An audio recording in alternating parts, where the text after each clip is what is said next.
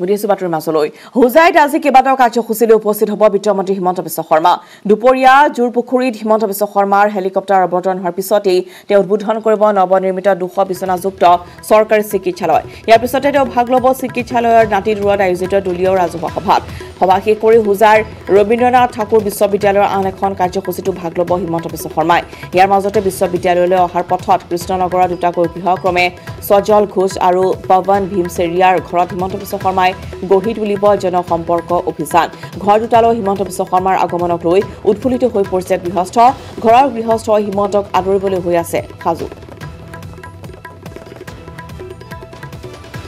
আগন্তুক খবৰত প্ৰণৱ শৰ্মাৰ এক প্ৰতিবেদন হুজাইত বিত্তমন্ত্ৰী হিমন্ত বিশ্ব শৰ্মা আহিব কেইবাটাও কাৰ্যসূচী লৈ সেইমতে দুপৰীয়া এমান বজাত হুজাইৰ শংকৰদেৱ নগৰ সমীপত জোৰাপুখুৰীত হিমন্ত বিশ্ব শৰ্মাৰ হেলিকপ্টাৰ অৱতৰণ হ'ব আৰু ইয়াৰ পিছত যি চৰকাৰী চিকিৎসালয় আছে 200 বিচনাযুক্ত যি চৰকাৰী চিকিৎসালয় আছে সেই চৰকাৰী চিকিৎসালয় হিমন্ত বিশ্ব শৰ্মাই উদ্বোধন কৰাৰ পিছত এক দলীয় ৰাজহুৱা সভাত অংশগ্ৰহণ কৰিব ডক্টৰ হিমন্ত বিশ্ব শৰ্মা আৰু ইয়াৰ পিছত পুনে পুনে তেওঁ আহিব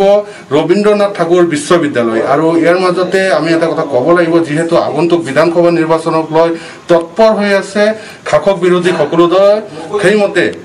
বিজেপিয়ে পুনৰ আৰম্ভ কৰিছে জনসম্পৰ্ক অভিযান আৰু সেইমতে যিহেতু আজি হিমন্ত বিশ্ব শৰ্মা হুজাইত আহি উপস্থিত হ'ব আৰু সেইমতে হুজাইত দুটা বাসগৃহত জনসম্পৰ্ক অভিযান কৰিব ডক্টৰ হিমন্ত বিশ্ব শৰ্মা আৰু সেইমতে আমি আজি আহি উপস্থিত হৈছোঁ যি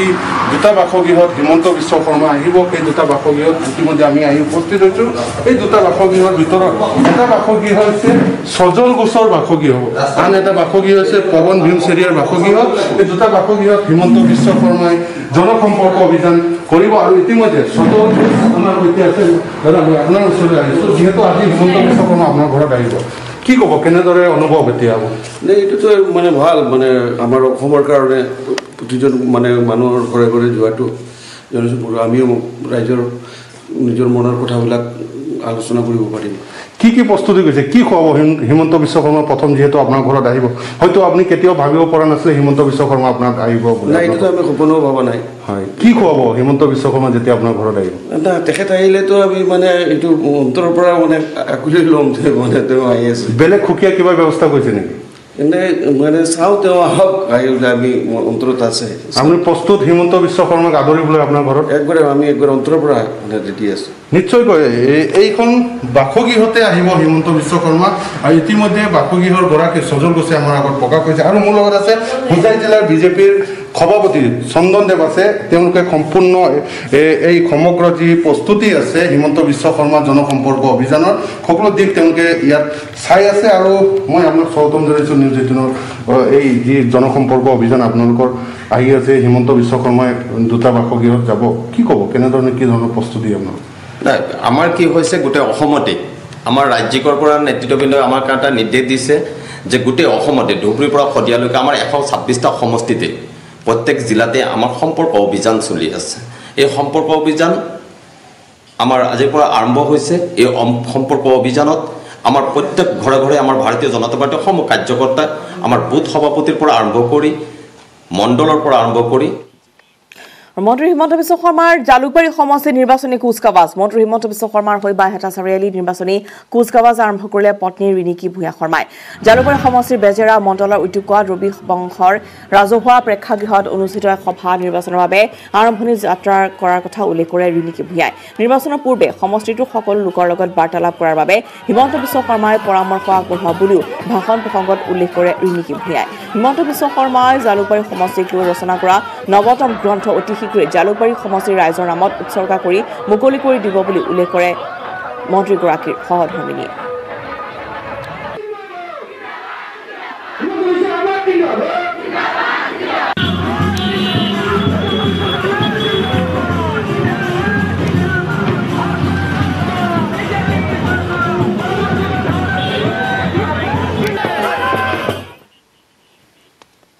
ইফালে ঢেকিয়াজুলি সমষ্টিৰ বিজেপি টিকট কেন্দ্ৰীয় সংঘাত শক্তি প্ৰদৰ্শনৰ নামত ঢেকিয়াজুলিত বাইক ৰেলী উলিয়াই দলৰ ৰুখত টিকট প্ৰত্যাশী তৰুণ সাহু ৰাজ্য বিজেপিৰ সদস্য তথা জ্যেষ্ঠ বিজেপি নেতা টিকট প্ৰত্যাশী তৰুণ সাহুৱে ঢেকিয়াজুলি সমষ্টিত নিজৰ সমৰ্থকক লৈ বিশাল বাইক ৰেলী উলিওৱাৰ পিছতে দলত সৃষ্টি হৈছে প্ৰতিক্ৰিয়াৰ টিকটৰ দাবীৰে তৰুণ সাহুৱে ঢেকিয়াজুলিত শক্তি প্ৰদৰ্শন কৰাটোৱে অস্বস্তিত পেলাইছে দলটোক শোণিতপুৰ জিলা বিজেপিৰ সভাপতি তুলসী বৰঠাকুৰ শোণিতপুৰ জিলা বিজেপি যুৱ মৰ্চাৰ সভাপতি ৰাকেশ দাসে সংবাদমেল পাতি টিকট বিচৰাৰ নামত তৰুণ সাহুৱে দলৰ ক্ষতি কৰা কাম কৰা বুলিও অভিযোগ কৰে বিজেপি পুৰণি কৰ্মী হৈও টিকট বিচৰাৰ নামত ঢেকিয়াজুলি সমষ্টিটোত তৰুণ সাহুৱে যি কাৰ্যকলাপ কৰিছে সিয়ে দলটোক ক্ষতি কৰিব তৰুণ সাহুৱে দলীয় অনুশাসন ভংগ কৰাৰ অভিযোগ তোলে বৰঠাকুৰ আৰু ৰাকেশ দাসে লগতে সমষ্টিয়ে দলে সমীক্ষা কৰিছে আৰু সমীক্ষাৰ ভিত্তিতে দলে দলীয় প্ৰাৰ্থিত্ব দিব বুলি মন্তব্য শোণিতপুৰ জিলা বিজেপি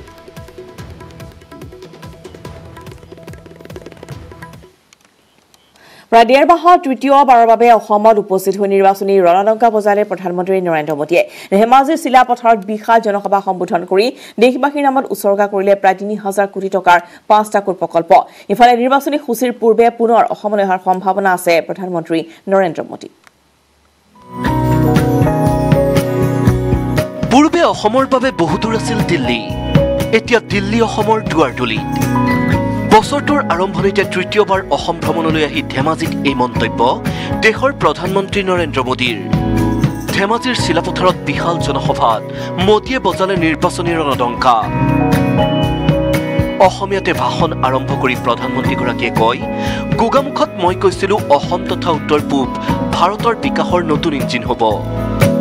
আজি বাস্তৱত পৰিণত হৈছে সেই ঘোষণা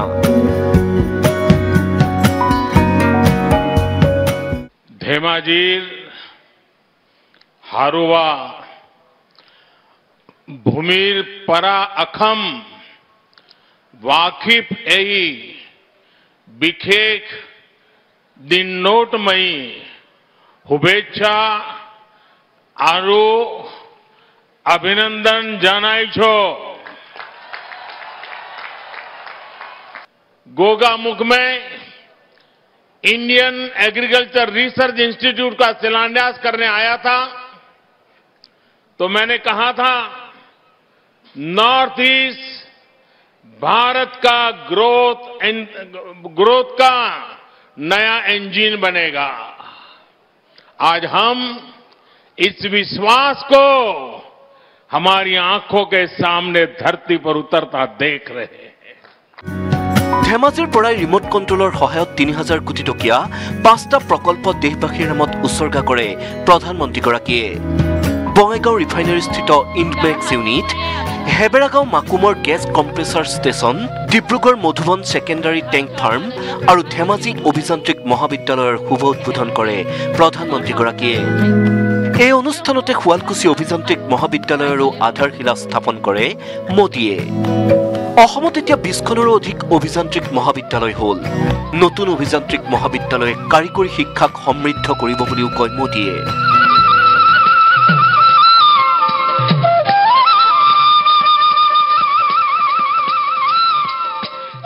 असम सरकार के प्रयासों के कारण ही आज यहां 20 से ज्यादा इंजीनियरिंग कॉलेज हो चुके हैं आज धेमाजी इंजीनियरिंग कॉलेज उसके लोकार्पण और सुवालकुची इंजीनियरिंग कॉलेज इसके शिलान्यास से ये स्थिति और मजबूत हो रही है धेमाजी इंजीनियरिंग कॉलेज तो नॉर्थ बैंक का पहला इंजीनियरिंग कॉलेज है मुझे बताया गया है कि ऐसे ही 3 और इंजीनियरिंग कॉलेज बनाने की प्रक्रिया चल रही है প্ৰধানমন্ত্ৰীৰ ভাষণত স্থান পালে বিজেপি চৰকাৰে গ্ৰহণ কৰা বিভিন্ন উন্নয়নমূলক আঁচনিৰ প্ৰসংগই অসমক সংযোগ কৰি নতুন গেছ পাইপলাইন আৰু অপটিকেল ফাইবাৰক ভাৰতৰ ভাগ্যৰেখা বুলি মন্তব্য প্ৰধানমন্ত্ৰীগৰাকীৰ অসমৰ অৰ্থনীতিত উত্তৰ পূব অসমৰ অৱদান অপৰিসীম বুলি কৈ মীন পালনেৰে স্বাৱলম্বনত বিজেপি চৰকাৰে গুৰুত্ব দিয়া বুলিও কয় মোদীয়ে ইফালে নিজৰ ভাষণত মাৰ্চৰ প্ৰথম সপ্তাহত বিধানসভা নিৰ্বাচনৰ সূচী ঘোষণা হোৱাৰ ইংগিত দি মোদীয়ে ক'লে তাৰ পূৰ্বেই পুনৰ অসমলৈ আহিব প্ৰধানমন্ত্ৰীগৰাকী पिछली बार जब चुनाव घोषित हुआ था वो शायद 4 मार्च को हुआ था। इस बार भी मैं संभावना देखता हूं कि मार्च के प्रथम सप्ताह में कभी भी चुनाव की घोषणा हो जाएगी। इलेक्शन कमीशन का वो काम है, वो करेंगे। लेकिन मेरी कोशिश रहेगी कि चुनाव घोषणा होने से पहले जितनी बार असम आ सकूं, पश्चिम बंगाल जा सकूं, केरल जा सकूं, तमिलनाडु जा सकूं, पुडुचेरी जा सकूं, मैं पूरी कोशिश करूंगा। मार्च 7 अगर मान ले हम चुनाव घोषणा की, तो ये जो भी समय मिलेगा, क्योंकि पिछली बार 4 मार्च को हुआ था, उसके आसपास इस बार भी हो सकता है, जो भी हो, मैं आपके बीच आने का निरंतर प्रयास करता रहूंगा। টমাছ বুঢ়াগোহাঁই আৰু মন বিকাশ বৰগোহাঁইৰ সহযোগত কেমেৰাত প্ৰভাস সিঙৰ সৈতে বিপুল বৰ্মনৰ report, news 18 Assam north east. বিজেপিৰ লগত মিত্ৰতাহে কৰিছো, আত্মসমৰ্পণ কৰা নাই। ৰহাৰ অগপৰ কৰ্মী সন্মিলনত এই মন্তব্য অগপৰ কেন্দ্ৰীয় সমিতিৰ সম্পাদক আৰু পৰ্যবেক্ষক মনোজ শইকীয়াৰ। আগন্তুক নিৰ্বাচনৰ প্ৰতি লক্ষ্য ৰাখি অগপৰ দুৰ্গ হিচাপে খ্যাত ৰহা সমষ্টি পুনৰ উদ্ধাৰৰ চেষ্টা চলাইছে দলটোৱে। ৰহাৰ লুটুমাৰীত অনুষ্ঠিত হোৱা কৰ্মী সভাৰ পৰা ৰহা সমষ্টি অগপক এৰি দিবলৈ দাবী মিত্ৰজোঁটক। ইফালে প্ৰাৰ্থিত প্ৰত্যাশী বিষ্ণু দাসেও ৰাইজৰ মৰম আৰু আশীৰ্বাদ পালে আগন্তুক নিৰ্বাচন খেলিবলৈ সাজু।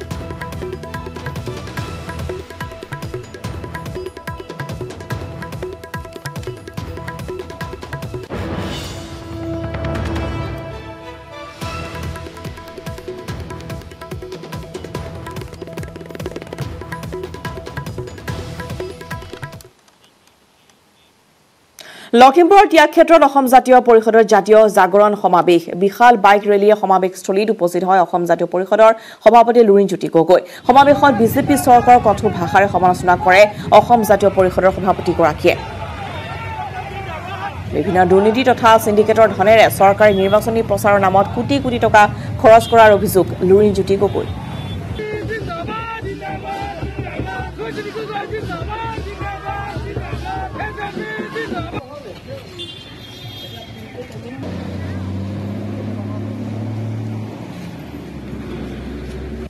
এই গোটেই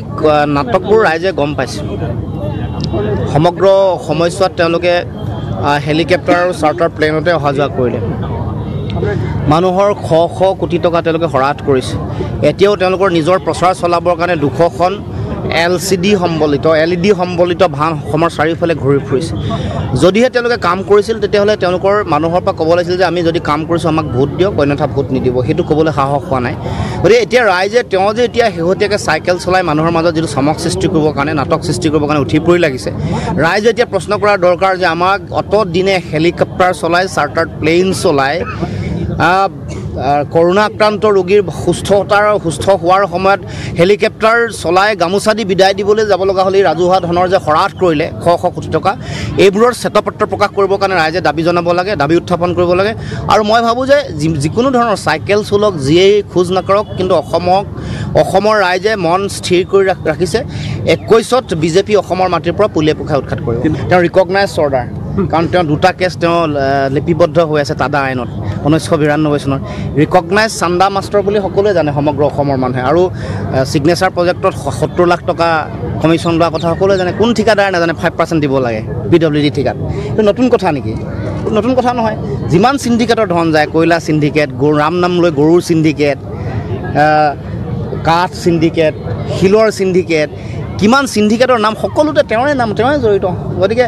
নতুন কিবা অসমৰ ৰাইজে তেওঁৰ আৰু চিনাকি দিব লগা আছে বুলি আমি নাভাবোঁ। ভোটৰ মুখত ৰাম নামটো শোভা নাপায়। কাইলৈ গুৱাহাটীলৈ আহিব কুইপৰ 2 শীৰ্ষ বিষয়া। মধ্যস্থতাকাৰী কৌশিক ফুকনৰে কৰিব আলোচনা। 2 অপহৃত বিষয়া প্ৰণৱ কুমাৰ গগৈ আৰু ৰাম কুমাৰক কেনেদৰে উদ্ধাৰ কৰিব পৰা যায় সেই বিষয়ে কৰিব আলোচনা। পুনৰবাৰ জনাইছে গুৰুত্বপূৰ্ণ খবৰ যে কাইলৈ গুৱাহাটীলৈ আহিব কুইপৰ 2 শীৰ্ষ বিষয়া আৰু এই সন্দৰ্ভত মধ্যস্থতাকাৰী কৌশিক ফুকনৰে কৰিব আলোচনা। 2 অপহৃত বিষয়া প্ৰণৱ কুমাৰ গগৈ আৰু ৰাম কুমাৰক কেনেদৰে উদ্ধাৰ কৰিব পৰা যায় সেই বিষয়ে কৰিব আলোচনা।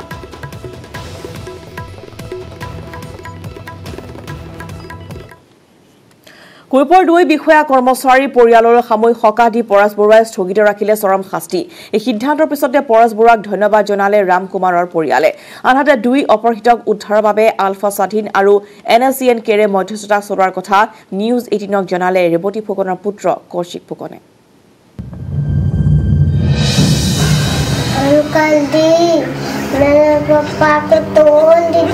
কণমানি পুত্ৰৰ পিতৃক এৰি দিবলৈ পৰেশ বৰুৱাক কাতৰ আহ্বান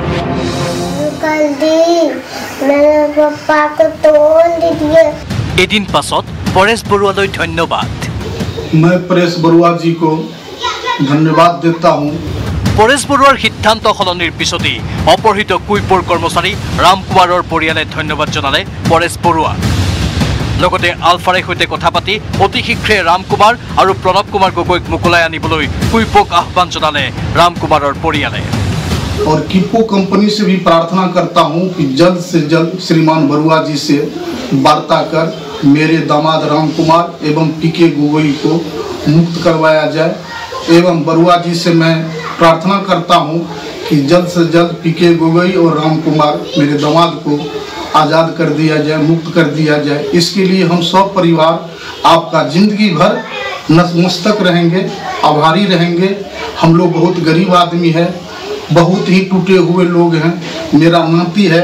जो ब्लड कैंसर से जूझ रहा है कृपा करके इस पर ध्यान दीजिए और उन दोनों को मुक्त कर दीजिए আনহাতে 2 অপহৃতৰ উদ্ধাৰৰ বাবে আলফা NSCNৰে মধ্যস্থতাকাৰী ৰূপত অৱতীৰ্ণ হৈছে ৰেৱতী ফুকনৰ পুত্ৰ কৌশিক ফুকন নমস্কাৰ মই আপোনাৰ আজি ধৰি 25 দিনৰ পৰা কোম্পানী আৰু আলফাৰ মাজত নেগোচিয়েশ্যনছ কৰি আছো কৌশিক ফুকনে ৰাজ্য চৰকাৰ আৰক্ষীৰ বিশেষ শাখা ইন্টেলিজেন্স ব্যুৰোৰ সৈতে কথা পাতি আলফা স্বাধীন আৰু কুইপৰ সৈতে মধ্যস্থতা কৰি আছে ইতিমধ্যে মধ্যস্থতা বিশেষ ৰূপত আগবাঢ়িছে আৰু অপহৃত বিষয়া দুজনৰ মুক্তি আৰু আলফা স্বাধীনৰ চৰ্ত পূৰণৰ ক্ষেত্ৰত শেষ পৰ্যায়ত আলোচনা চলি আছে বুলি সদৰি কৰে কৌশিক ফুকনে আৰু ইমান দিনৰ পিছত মানে ক'ব পাৰিম যে আমি সাকসেসফুলি এতিয়া শেষত আছোগে য'ত মানে আপোনাৰ অলপ কথা আৰু অলপ বাকী আছেগে কিন্তু আশা কৰিছো মানে যে ভালে ভালে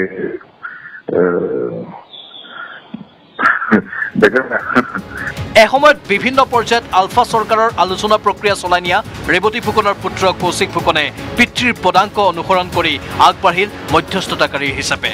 কুইপো আৰু আলফা স্বাধীনৰ সৈতে অপহৃতৰ মুক্তি আৰু মুক্তিৰ বাবে ধাৰ্য কৰা চৰ্ত সন্দৰ্ভত কৌশিক ফুকনে সোমবাৰে নিউজ 18ৰে হোৱা এক আছতীয়া টেলিফোনিক সাক্ষাৎকাৰত সদৰি কৰে আশা কৰিছো যে সুস্থ হৈয়ে মানে দুজনকে ঘূৰাই লৈ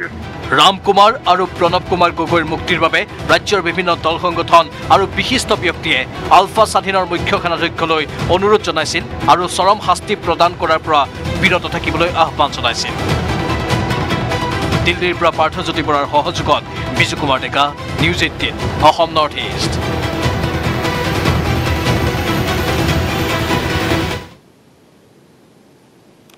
সমস্যা